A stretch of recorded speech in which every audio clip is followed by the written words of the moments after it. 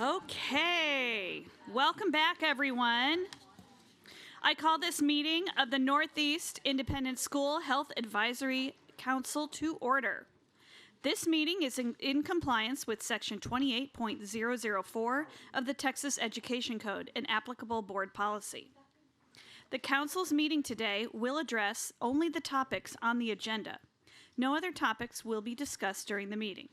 SHAC meetings are open to the public. Guests wishing to address the SHAC may do so by emailing the SHAC committee at shac@neisd.net. Any person that causes disruption during the meeting will be asked to leave. Thank you for your cooperation. Thank you. And with that said, the first matter on today's agenda is approval of the minutes from May 10th, 2022. Do we have a motion to approve? Debbie Freno, second by Ray Brodeen. Is there any? No, we're not in PTA. So all in favor, say aye and raise your hand. Aye. All opposed, say nay and raise your hand. With that, the motion is approved. Just for the sake of time, we are going to do some member introductions, but you're going to do that within your tables. So I'm just going to give you a couple minutes, go around, introduce yourself, talk a little bit about your relationship with the SHAC and your goals, things like that. So I'll just give you a couple minutes to do that right now.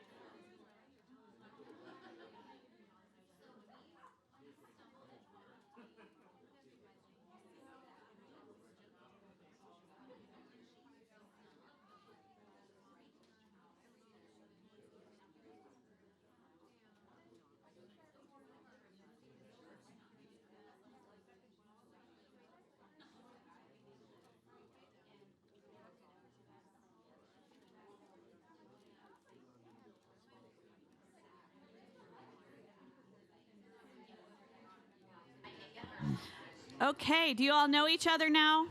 Everybody's friendly? Okay. We're going to go ahead and move on. Our next item on the agenda is our SHAC co-chair. As you can see, Sean is now our community member. So he's left me. Jennifer is not making me be by myself up here. So you'll notice you have a half sheet of paper that lists all of the parents. By law, the co-chair has to be a parent. So if you will just look through that, and you can circle who you would like to serve as a co-chair on SHAC. And when you are, it's in your folders on your tables. Sorry. And once you have taken care of that, you can put it right back in the folder, and we will collect those folders at the end, and we will let you know who gets to sit next to me. I feel like, I need a wheel. Shh. Anyways. Okay, so go ahead and do that.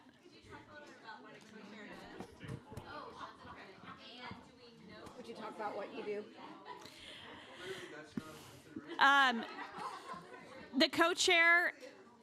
The co-chair gets to sit up here with me, and we get to run the meeting. We have fun. We get to watch all of you. There are moments when in the summer that we met just to kind of forecast what was ahead for SHAC and things like that. But aside from that, putting together helping run the meeting. That's pretty much it. So, Kelly, what cluster are you from? I am from Reagan. So go ahead, and when you have decided who you would like to nominate, then stick that back in your folder. I'll give you like another moment, and before we move on.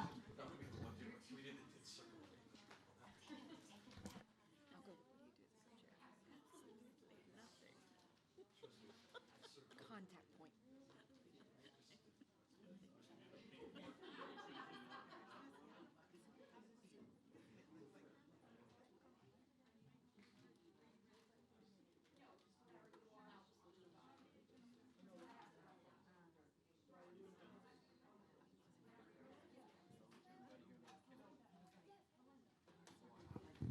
Okay, if you have not made your decision, you can finish that up, but I want to be able to keep things moving.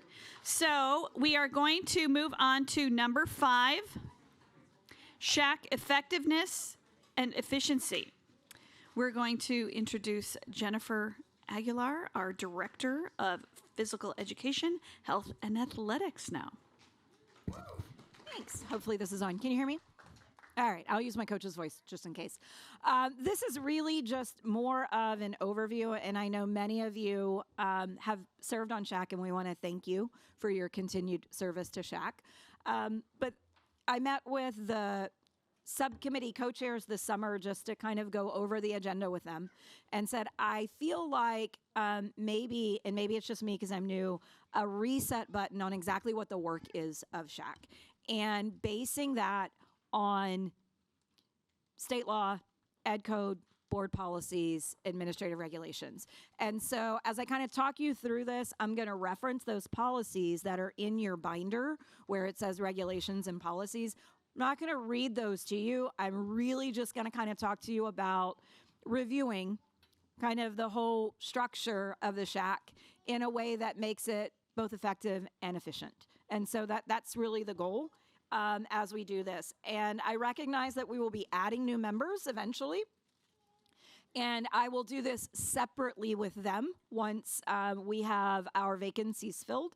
So this is just a review for us. And then anytime we get a new member, this is what we'll talk to them about when they come on. So just as a quick review, the purpose of SHAC is actually spelled out in Ed Code, Chapter 28.004. And Ed Code then works into our board policies. So this falls into BDF legal, which you have in your binder. And as stated in that Ed Code, the purpose of SHAC is to assist the district in ensuring that local community values are reflected in the district's health education instruction. So as we dig a little bit deeper into some of the board policies, that definition of health education instruction is well beyond just the health classroom. This is about the health and wellness of our students, and it also extends to our staff, our communities, and our family. But this is how SHAC kind of started in the eyes of the law. So that's the umbrella purpose for SHAC and why you are a part of this, to help ensure that everything that we are doing in relation to health and wellness and safety of our students aligns to any ISD community values. Now, there's three kind of big rocks that help ensure that SHAC is both effective and efficient. So those fall under design, function, and feedback. Design is really going to come mostly from BDF Legal, which is the board policy based on the Ed Code. So you have a copy of that. Again, I'm not going to read all of it to you, but I'm going to focus for just a minute to talk about the design of SHAC. The design of SHAC, when we talk about membership, this is what we need to know, that members are board appointed. The majority of members must be parents of students who are enrolled in the district and who are not employed by the district. And the chair and co-chair must be a parent representative. And so that's why we wanted to give you a list of all of our current parents for you to nominate from, so that you knew you were nominating a parent. And that's why those of you who are in here as a community member, or if you are an employee, that's why your name wasn't on the list. Sorry. Because by law, our chair and co-chair do have to be parents. So this membership design is spelled out in the law and in our board policies as well. Meetings, again, this is spelled out in BDF Legal. We must meet as a SHAC at least 4 times a year. You all have the meeting list in there, and that 4 times a year is as a full SHAC. So those subcommittee meetings that we continue, those are work sessions. Those aren't really considered full SHAC meetings. So we meet, and you will see that we have our 4 full SHAC meetings that are scheduled. Those are held in here because they have to be open for viewing. They have to be recorded, and those recordings have to be posted. They are posted as soon as we get them from Jason Gattel, who does an amazing job with our media. They are posted on our website, which you can see down here at the bottom. I have a bit.ly to our website, straight to the page that really deals with SHAC, and you can see where those videos and the minutes are posted. The meetings also have to be, a notice has to be posted 72 hours prior. We usually do it a little bit more than that because we ask the campuses and central office to post those noticings on the Friday before. That would have hit 72 hours last year when we met on Tuesday. We've moved the meetings to Wednesday, so we even have a little bit more time. Not only do we post the meeting, but we also post the agenda at that time so everyone can see what is on the agenda. And again, that is all by law. Those meetings are also, in the agenda,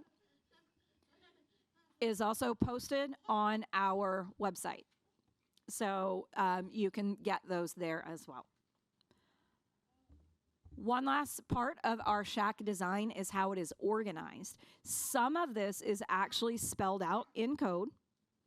Some of it is how Northeast SHAC has evolved to be a more effective and efficient organization. So we do have subcommittees. We have 4 main subcommittees, and then we also have our kids SHAC. So we have our classroom health and sex ed, which we are going to kind of refer to as our CHASE subcommittee, just because it's easier to say. We have our fitness and physical activity subcommittee. That one is spelled out in law, by the way. The Ed Code does state that you have to have a fitness and physical activity subcommittee. We have a nutrition subcommittee. We also have our Safe and Healthy Schools subcommittee, and then we have our Kids SHAC. Our Kids SHAC only meets twice a year, so we meet once in the fall and once in the spring, and we really would like to bring our student or our co-chairs to the Kids SHAC. When I met with the co-chairs this summer, they talked about, I'd really like to hear their thoughts on X, Y, and Z. So we're going to make sure that our co-chairs are invited to come sit with our SHAC. And we have great plans for them to do some community service work at their campuses. And they will pick an area that they really want to set some goals and spread the word on. For example, vaping. Perhaps that's what they want to focus on. They will find a health teacher to work with at their campus, and they will work and produce some literature, some posters, signs, PSAs on vaping, with the idea of getting the message from other students rather than from adults all the time. But they have some options. We're partnering with the American Heart Association on that. It's part of the American Heart Association Challenge that they're now extending to secondary students, because our SHAC is secondary. And so there's also scholarships tied to that. So we're super excited about the work that we're going to have our SHAC. So those are our subcommittee designs. And I know this year we're hoping that the real work happens in our subcommittees. And so now that textbook adoption, that part is over. I know that kind of took a lot of the attention of SHAC last year. We're hoping that you have time to really work on those health goals for your subcommittee, those things that are going to be a focus for you. So moving on. So that's kind of the design. Most of that is coming out of BDF legal. Some of this crosses over, but that's where the majority of it is coming from. And if you are really bored and can't sleep some night, you can take your binder to bed and read some board policy as you're trying to fall asleep. So function really comes from EHAA legal and our FFAR, which is the last board policy that's in that section. FFAR is actually our wellness plan. And so the function is sometimes spelled out for us in law and in our board policies as we're going. I think I went too far. So basically, the function of SHAC is twofold. There's an instructional recommendation that SHAC is supposed to make, but there's also policy that SHAC is supposed to recommend. And keeping in mind that the SHAC's purpose is to recommend to the board. The board is ultimately the one who makes all the decisions, but we are a advisory group for the school board. That's our function. And so what is it that we're supposed to give them recommendations on? Instructionally, it's about preventing various physical health concerns. They're all spelled out in that code if you want to read all of them. We are supposed to give recommendations on instruction in human sexuality and abstinence education, opioid addiction and abuse, prevention of child abuse, family violence, dating violence, and sex trafficking. That is new this year. That is coming from Senate Bill 9, which has now taken effect this year, and instructional materials for health. So those are the instructional pieces that we are to recommend, and not all of that necessarily falls in the health classroom. Some of that is done through our counselor visits. Some of that is done through other programs. So those are the big instructional recommendations that are spelled out for us. Policy recommendations that we are supposed to kind of continually be looking at and reviewing is the amount of health instruction, especially in grades K through 5. How much time should we be spending on health instruction in our elementary classrooms? That's one of the recommendations that SHAC is supposed to make on that policy. Recommendations on the importance of daily recess and policies regarding daily recess. Increasing physical activity and improving fitness among students, looking at policies for that. Again, now hopefully you can start to see where some of this is falling in our wellness plan, that FFAR. Any kind of joint use agreements between the district and community organizations, SHAC is supposed to be a part of the creation and the decisions about those joint use agreements to make recommendations. Again, SHAC doesn't make any final decisions. We simply recommend to the board.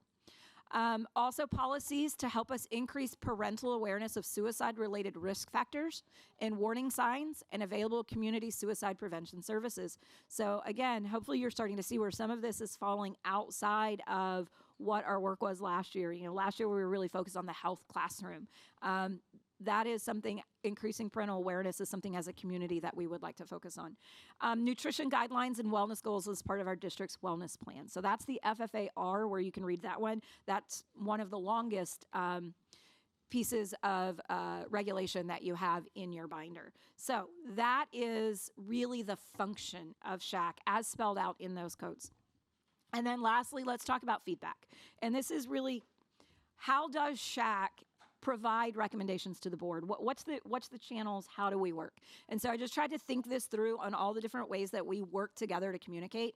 So district employees are a part of SHAC, and the reason we as district employees are here is to give feedback to our SHAC subcommittees, to the parents and the community members with whatever it is they need to know about from the district perspective. For example, if you want to know what is our current recess policy, well, then Brandon, as a district employee, as part of that subcommittee, would find that information for you and share out. So your district employees here are the resources to help give you whatever information you need to help make those recommendations on instruction and policy. So all of our district employees in here, we are your resources to help you make those. We also have a feedback channel, our community members outside of SHAC to SHAC. So as you can see, we have guests here today. Their feedback is through our SHAC@neisd.net. They email us, we share that with our SHAC, and that is one of our channels of communication there so that we can continue to get insight from community members who are not a part of SHAC. Many of you, we have parents, we have community members in here, but there's also a way, although they can't speak in this meeting because of time, they can send that email and we will share that out with that. We also have a communication channel from the subcommittees to the full SHAC. So as we start breaking out over the next 2 months and you have work time in your subcommittees, we will come back in November and subcommittees will share out the work that you are doing to full SHAC. So if there's something that we feel, you know what, we want to make a recommendation to the board on this recess policy, that subcommittee presents to full SHAC, and then full SHAC has a consent and gives their input on that. And then finally, from full SHAC to the Board of Trustees.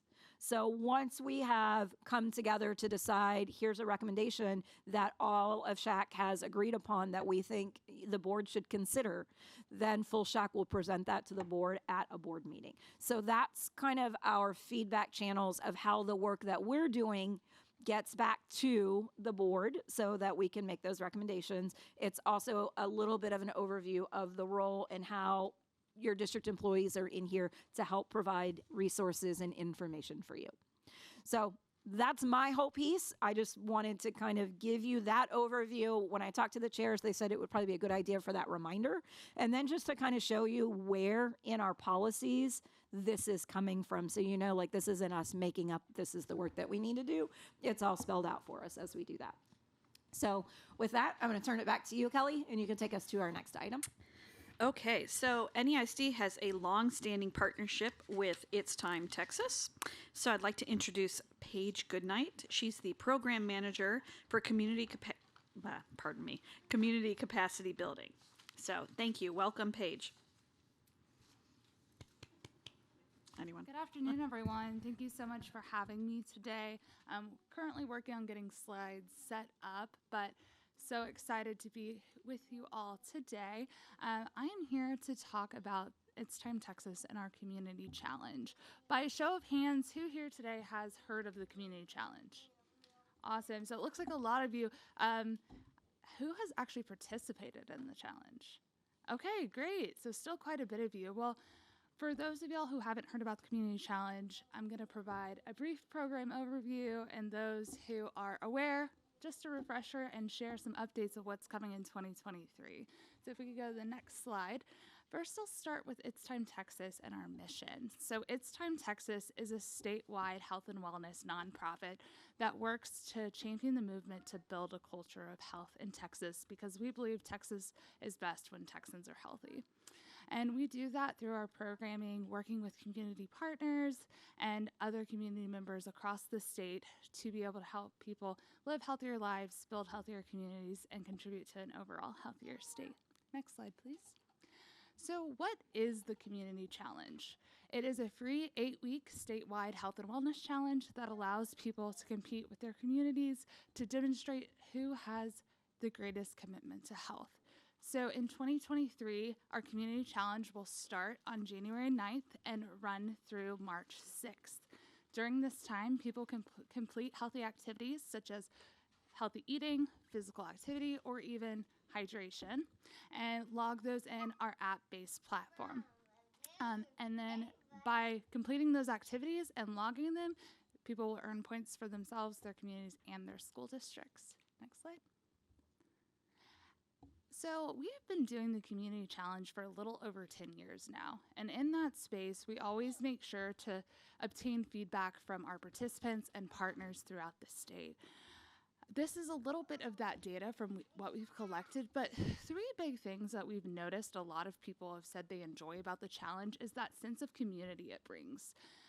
Also, it helps people be motivated and accountable for either beginning or continuing their healthy lifestyle. Lastly, who doesn't love a friendly competition, right? I know I'm a very competitive person, so that is definitely one of my favorite aspects of the Community Challenge. Next slide, please.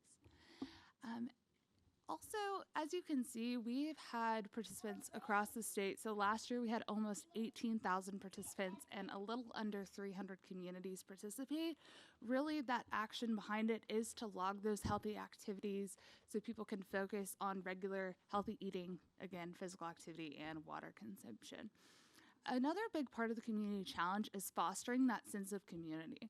So we incorporate this into our Community Challenge app by providing that a news feed for people to be able to see what other members in their community, people across the state, what healthy activities they're completing. And you're able to encourage each other through those virtual high fives.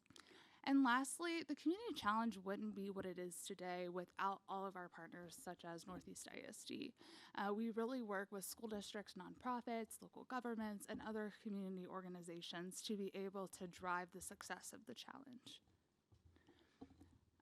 Also, I'd like to go in on what this looks like as far as impact goes from the individual level to the community level.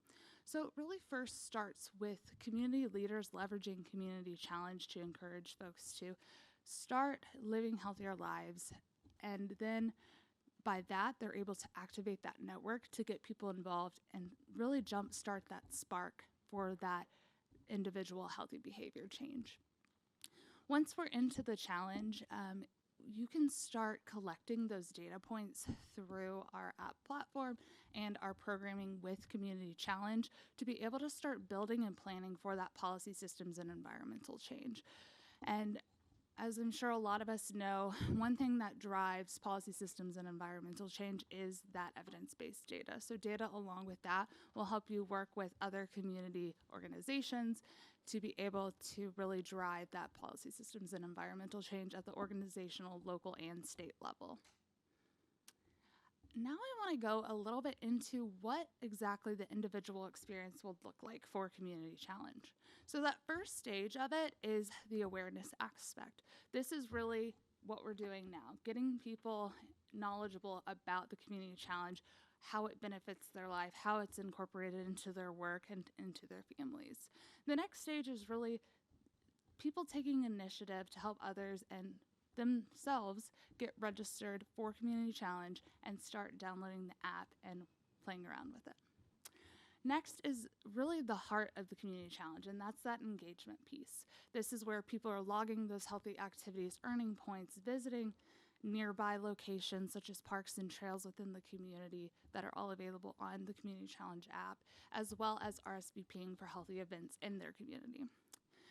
Moving from there, to help deepen engagement, we have the reinforcement phase. And this is really on It's Time Texas's part. We do provide weekly prize giveaways randomly across the state, but we also encourage our partners within their internal community to provide those incentives to help encourage those who are doing great or those who may need a little bit more encouragement to continue throughout the challenge. And lastly, we have our recognition phase, and this could really start during the challenge and continue all the way to the end. It's really just recognizing those folks and community leaders who are really making the challenge a success. And how It's Time Texas helps support the recognition is we work with our community partners within the winners of the top 5 size categories to actually host awards and celebrate the winners every year. And I believe it was a couple years ago, Northeast ISD was our was our big winner for their size district. So congratulations to y'all on that. I know Jennifer is really wanting to get re-engaged and get involved with that. Next slide, please. So what is new for 2023? Well, for partners, I'm excited to announce we're offering an online real-time dashboard that will allow for data visualization during the challenge. So in the past, we worked with partners to sign a partnership agreement and receive these reports every other week of the challenge, which can be challenging when you have your own timeline for your health and wellness goals within the school. So we are incorporating a real-time dashboard to be able to access whenever you need to. Another thing is we're improving our resources and action plans for our health champions within the community. So this looks like better toolkits to be able to provide for those who are sharing out about the community challenge and really trying to get folks engaged.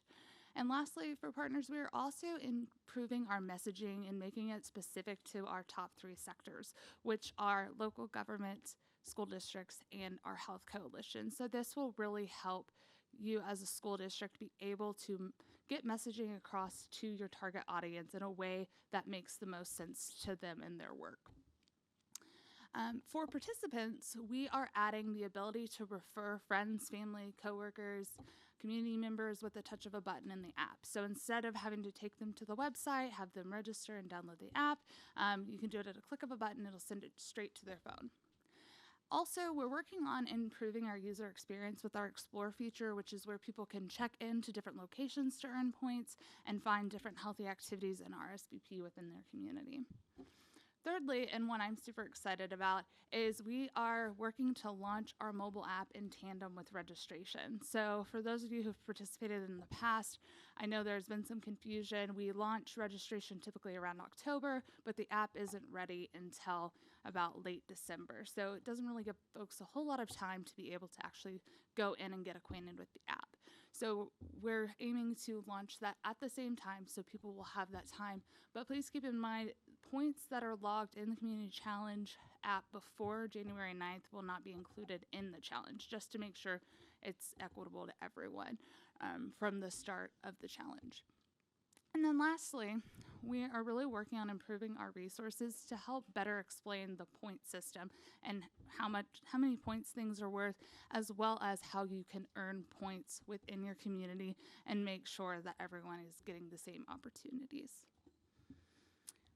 So now we've gone over what's new for the 2023 Community Challenge. Let's talk about what are next steps to get involved. So I can't believe it, but we're already at the end of August. But this is the time to learn more about the Community Challenge. Check out our website at ittcommunitychallenge.com.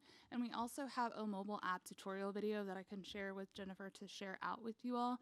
That is just to help better understand how that app functions. And then moving into September, October, keep working on that awareness phase, but really this is the time to start making that commitment by signing a pledge and holding pre-registration events to, again, spread the word about Community Challenge, get people informed and excited for it. Also during this time frame, we are launching our registration on October 26th, so that's the time you can start getting folks registered and get them ready. And then going into November and December, this year we are holding monthly best practices sessions in a lunch and learn format. So you will have the opportunity to come to a virtual meeting with It's Time Texas staff member and learn about tips and tricks on how to really make the Community Challenge successful for yourself and for your school district and community. And lastly, hosting a registration event is perfect timing between November and December. It's really getting an opportunity to bring people together in a healthy event, but also providing opportunity for folks to register and start getting involved in the app. So I know that was a lot of information in a short period of time. Does anybody have any questions that I can answer? All right, well, thank you again for having me today. Please, if any other questions come up, feel free to let Jennifer know, and I'm sure she'll be more than happy to get those to me. But you can also reach out to our Community Challenge team directly at communitychallenge@itstimetexas.org. I do appreciate it again for the time. Thank you. Thank you. Paige, thank you for coming in. Paige came in from Round Rock this morning and braved the rain to come talk to us, so we definitely appreciate her. One thing that we are looking at doing is kind of having, at the same time, a bit of a It's Time NEISD, where we would award the top high school and the top middle school and the top elementary school with a banner that we would create in-house that kind of runs concurrently with this, right? So, we know principals are competitive, so I'm going to leverage that and hopefully get more people involved in It's Time Texas. So just kind of letting you know, we're trying to look at some other ways to really start making this something bigger than just that. So, all right, Kelly. Thanks. Okay. So we're about to break into our subcommittees to do a little bit of work. Just to remind you, just what you need to do today in your subcommittees. You want to figure out who is going to be your alternate subcommittee chair. You're going to assign a note taker, and then you're going to start looking at. Sorry. Oh. And then you're going to start talking about your recommendations for the second 9 weeks, updating units for all the various, healthy eating, physical activity, developing healthy self-concept, and, all those things. And you will start looking at your 2 to 3 goals based on your SHI. And then there is going to be a progress report out at the November SHAC. So you can start figuring all of those things out. You each have your subcommittee chair has one of these that you guys can figure out whether you're going to do your subcommittee meetings in person or virtual. So we're gonna take a few minutes so you guys can figure that out, and then we will keep going. Those forms that she's referring to, they're kind of on salmon colored paper in your folder. And so the first page we would ask that you complete and put back in the folder by the end of today. And that's really the meeting. Are you going to do it virtual? Your alternates, your note takers. The second page outlines the work that you might want to start today that will continue in your subcommittees. So it's really just kind of an outline of the work for the year.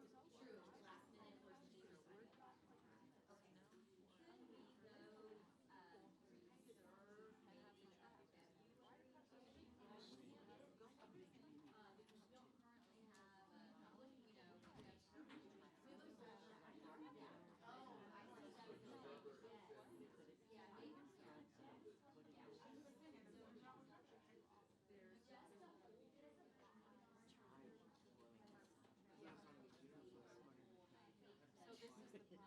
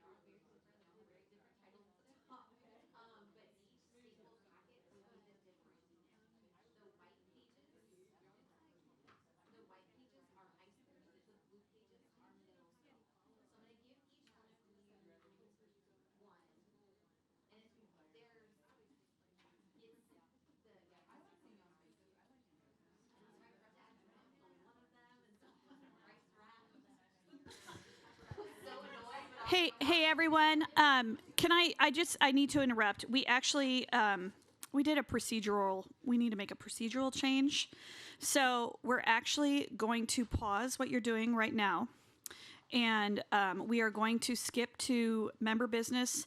Then I will adjourn the meeting. Then if your committees decide that they want to stay and finish up, you're more than welcome to. However, at that point, the full SHAC meeting will adjourn. And guests are free to leave at that time. So, member business and upcoming events. We have September 22nd, the Cyclovia, and you'll see there's the website, the information on there.